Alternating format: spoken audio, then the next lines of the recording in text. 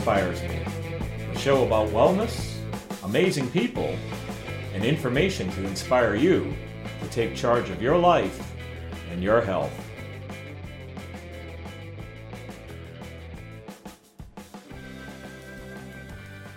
Well, hey there. I was talking to somebody the other day about how when we label ourselves, it makes it harder to change from that label. And part of this comes from my experience with a lot of people who I've seen in some of the weight loss forums or people who I follow who are on their own journeys. And I've seen a lot of people who use usernames like fat guy or fat girl, labeling themselves. And I often think to myself, well, that's interesting. If you're trying to, say, do something like get healthy or lose weight and you call yourself fat guy or fat girl, then what are you going to call yourself when you're no longer fat? It's kind of the thing I've wondered. But more importantly, one of the things that I find when we label ourselves is it makes it harder to change. Part of that is because when we become wrapped up in an identity, we tend to act or do things to validate that label. We behave in a way that makes us fit with that label. And one of the things I realized, in order for me to change, in order for me to go from 400-pound Mike to healthy Mike, I had to stop identifying with that image of myself. I had to envision myself as a healthier person. Now that's not an easy feat, because if you've read my story, you know that I spent the majority of my adult life obese and eventually super morbidly obese, over 400 some odd pounds. And when you get that far down at the bottom of the barrel in terms of health, it really is difficult or challenging. It's challenging to really ever see that there's any way out of it. But once I had made up my mind, once I had decided, well, this is what I'm going to do, okay? So if you guys heard my Back from the Dead story, I made a decision to commit to my health. I made a promise that I was going to commit to my health, that I was going to lose the weight, and I was going to get healthy, okay?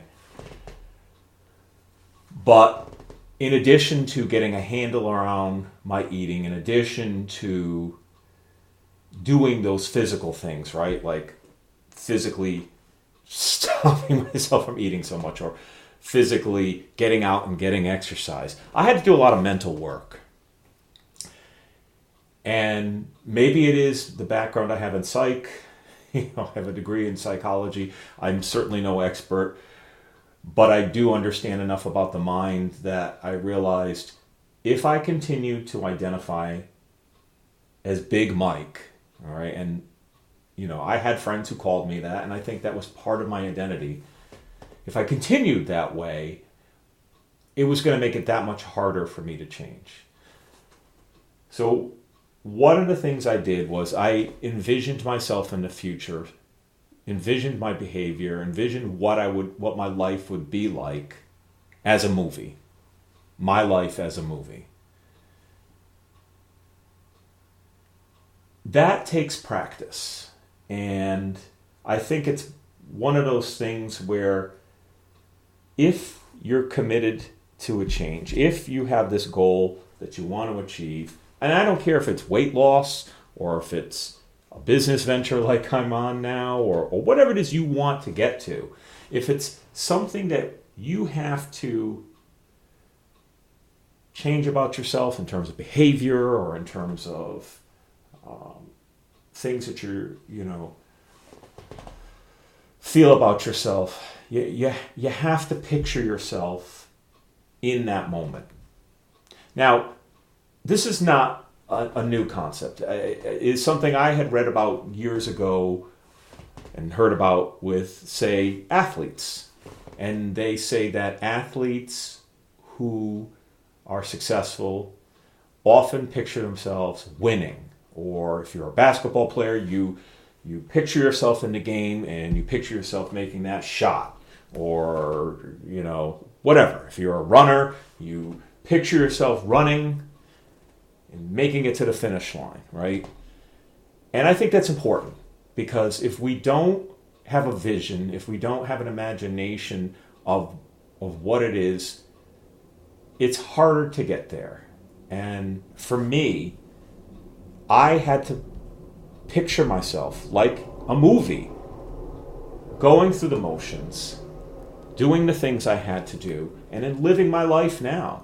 And it's weird, because to look back now, it's almost like a dream, like a movie, looking back at my old life. I look at my old pictures, and in fact, I'll be posting a picture with this podcast, and that feels like a movie when I look back on it. Hey, and maybe someday it will be a movie. But the point is, in order for me to make that change in my mind, in order for me to be able to commit to the behaviors that I had to do, I had to picture my future like a movie. I had to picture myself in that future state and doing what I had to do to get there. Easier than said than done, but it's one of those things that with practice, you can learn to do it. And here's what I suggest, okay? If you want to try this out, pick something that you want to do, okay? You sit down, maybe you write it down. Someday I want to do X, or maybe you put a date on it. And I highly recommend that, because that's another thing that I've read about that's important, is to commit to something. Because if you leave it open-ended, you're less likely to get there. So you say, okay, by X date, I want to be able to do this, okay? And try to be reasonable, because sometimes when you make it too difficult to get there, it makes it harder to do. So you do that. And then every day, maybe a couple times a day, you take out that note and you look at it and you say, and you close your eyes, maybe in a quiet place, and you vision it, okay? And you sit and you picture yourself being there. And for me, it was picturing myself living the life that I'm actually living now. Here's a good example, okay? One of the things, as a man who had difficulty buying clothes at the size I was, buying 4 and 5X shirts, I dreamed of a day where I would be able to go into a store and see a shirt, maybe it's on the clearance rack or whatever, or just a style that I like, or maybe like the concerts I go to now where I can just, hey, you got a large? But I pictured myself being able to do that. And that's key, because that maybe also gave me some incentive to be able to get to that point. But the point is, then I said to myself, okay, this is something that I can see myself doing. And maybe at that point when I'm sitting there, the 400-pound mic, and I'm going, oh my gosh, how am I going to do it?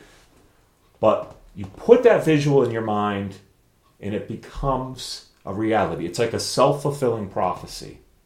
Okay? You have to dream it to be it. You have to dream it to change it. My life like a movie. You have to dream it to change it.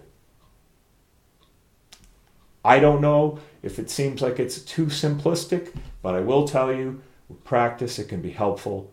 It's helpful in a positive mindset. And it's something that I'm going to continue to do as I go forward, continually evolving and continually bettering myself in all that I do in my life.